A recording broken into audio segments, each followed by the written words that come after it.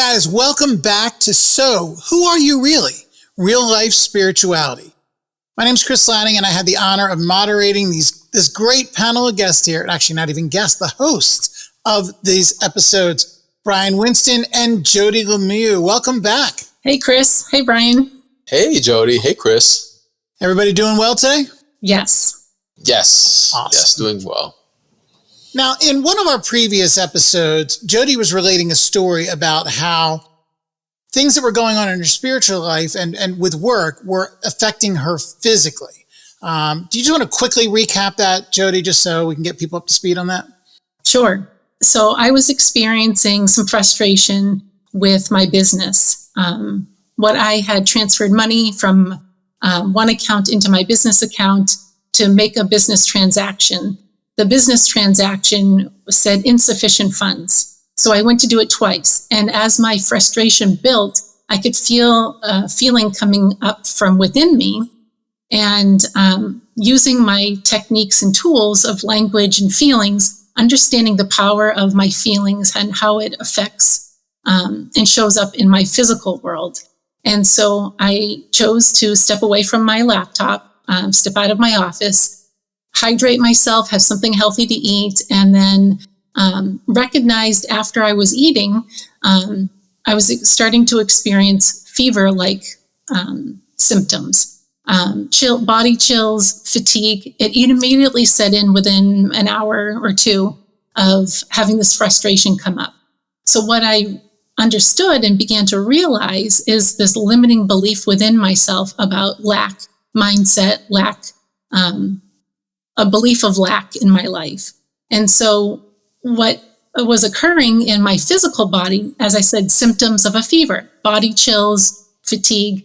And so I chose to lay down because I understand what's going on spiritually. There's a shift in my consciousness. And so to let go of my control and surrender and allow and let life unfold for me as I continue to understand these limiting beliefs are just something that I've created in my own mind through my own stories. And so after 24 hours of experiencing fever-like conditions, sleeping, resting my body, hydrating my body, and then, so this occurred on a Friday. And by Sunday, I was feeling really well. And so I went into my garden, I did some grounding, I got in the dirt, was working in my flower beds. And then by Monday, when I chose to go into my business accounts, wouldn't you know it, the universe supported me and the funds went through on Friday. So when I had stepped away from the laptop, the universe supported me and there was a correction in the error of insufficient funds. Was just a matter of the money transferring from one account to the other while the other one was processing and going through. So, yes, physical symptoms will show up based on our feelings and our limiting beliefs and the stories we build within ourselves. And that kind of persuaded us to explore this topic further on how spirituality and our level and quality of consciousness can and does affect our physical experiences. So, Bryan, I know originally we had talked, this was something that you had brought up. What are your thoughts on this? Whatever we're experiencing is what we're experiencing, right? Like, so our level of consciousness is everything that we are experiencing. And so if we're experiencing sickness, it's because it's what we're conscious of. We're conscious of sickness. We're conscious of, feeling bad, right? So it can't really be any other way than that because everything we're experiencing is what we're experiencing, what we're conscious of. So, if it comes down, if it's anything in our experience, so we have a decision to make. When we're clear we have a decision, there's a decision, right? And you could either be very conscious of what's going well, and you could be very conscious of what's not going well. And the more we're conscious of what's not going well, the more things aren't going to be going well. And the more we're conscious of how things are going well, the better things are going well because it's just the direction we're looking in, right? I think his name was Emily Coulier.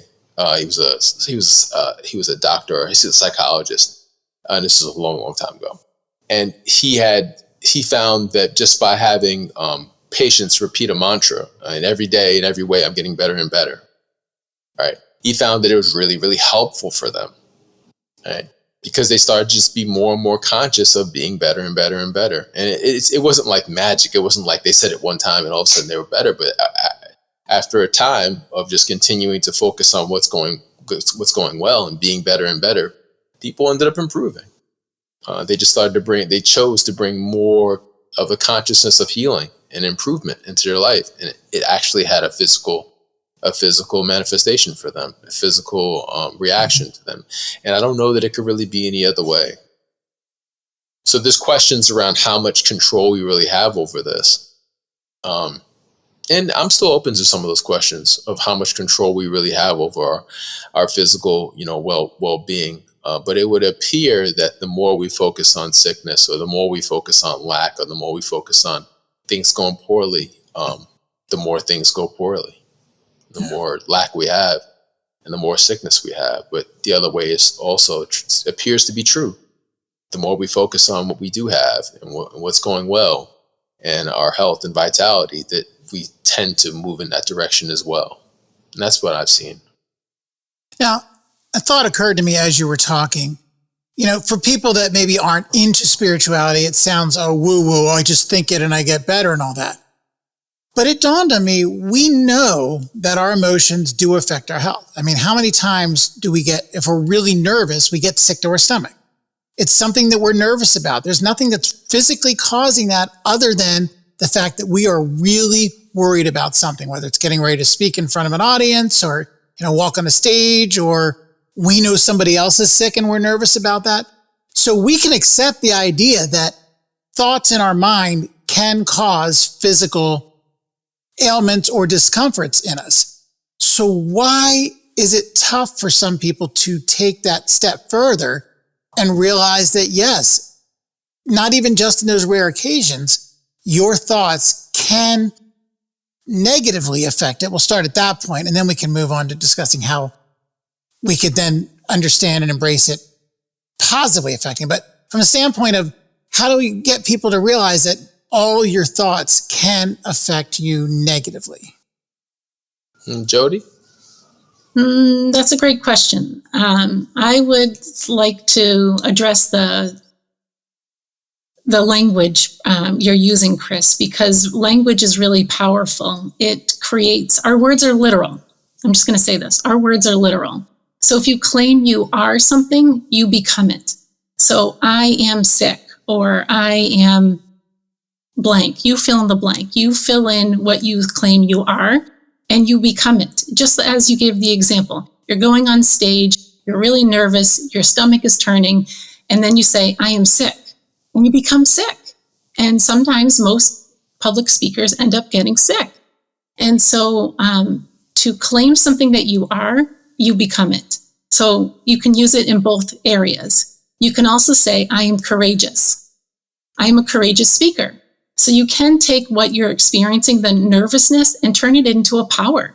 You can empower yourself as you're getting on stage.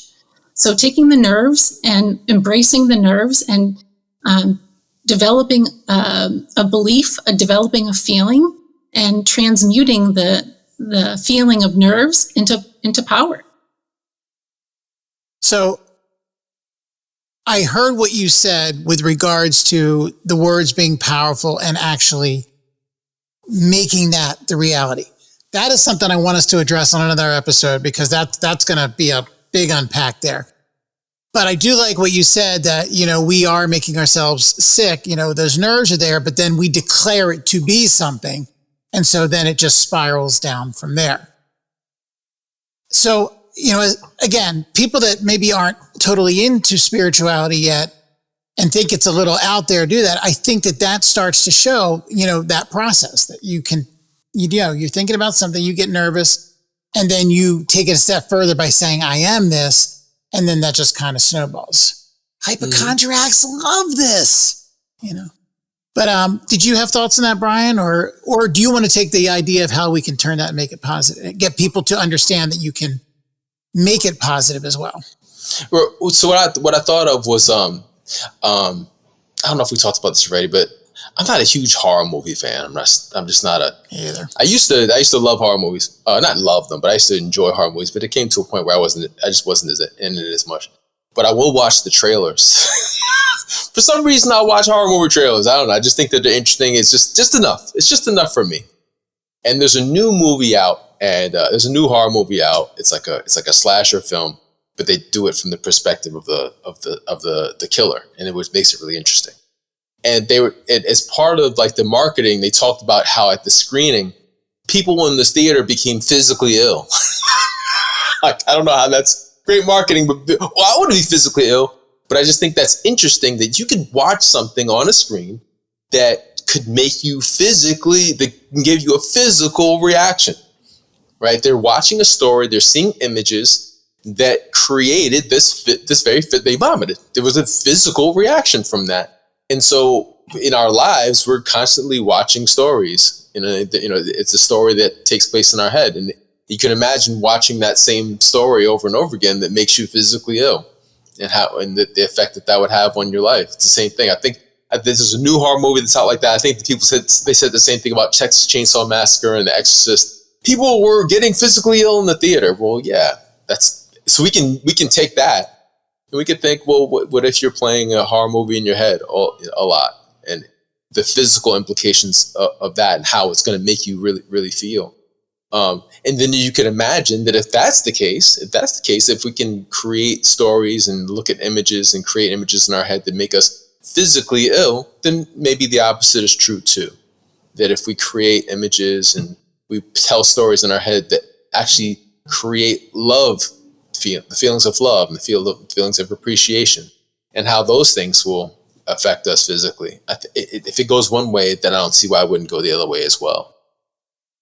Okay, see, that makes sense to me. That makes absolute sense to me. And I like the way that you put that in, because, I mean, people can identify with seeing something disgusting on TV and then making them sick. So that definitely is a good example of it. So then let me ask you this, Jody.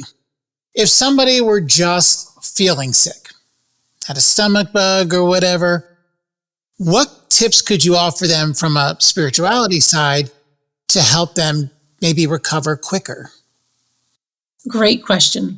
I would say, as I experienced in my own personal life, I surrendered to it. I let go of the force of forcing myself to continue to move forward in business.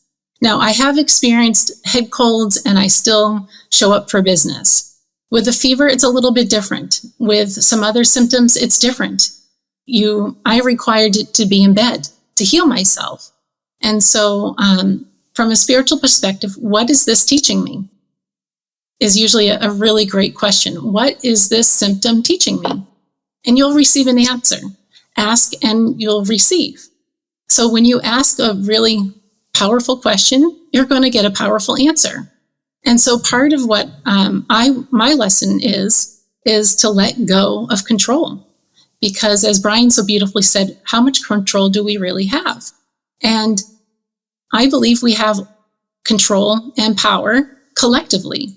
Let me rephrase this. I believe we have control and power unified. We're co-creation. We're co-creators. And so if we're co-creation and we're co-creators, we can shift our reality by shifting within ourselves.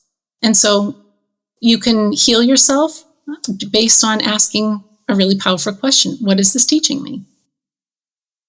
Why do I feel like we need to put the disclaimer in here that this is not medical advice? You are responsible for making your own decisions when it comes to your health. So consult a physician if you feel the need to. I hope that's the right legal language. That's hilarious. That's funny. That we have to say that. I love that, Jody. I love the idea of that. We're not saying what we're not saying is if you're feeling sick, just say you're not sick anymore. I don't think that's what we're sharing. It's if you want to create an awareness around it. What's really happening for me? What's the sensation I'm really experiencing, and what is to be gained? What is to not gained? What is here for me? right? What is here for me? I think that's such an interesting way of looking at it. There's a lesson. I found that curiosity doesn't coexist with like the lower, what we would term the lower vibrating emotions and feelings, right? If you're really super angry at someone, and then you say to yourself, I wonder what would make me do that. Suddenly we're not angry anymore. Or suddenly we're in curiosity because they don't live together. Or if you're really, really, really sad, or you're feeling really a lot of sadness, I wonder what this is saying for me. I wonder what this means for me. Now in that moment, we're in curiosity, and that's very different. It appears to be a very different energy than the one of feeling sad or feeling. You may still be feeling sad, but it's different. Do you agree, Jody? Yes, right? I do agree. Mm-hmm. To just bring in that curious, that having the awareness to bring in that curiosity, I think it seems to be really, really helpful. And so this beautifully highlights life is happening through us and for us. So once you shift this mindset that life is happening for you and through you, you become aware. And that's awakening your awareness to what's occurring for you in your physical experience.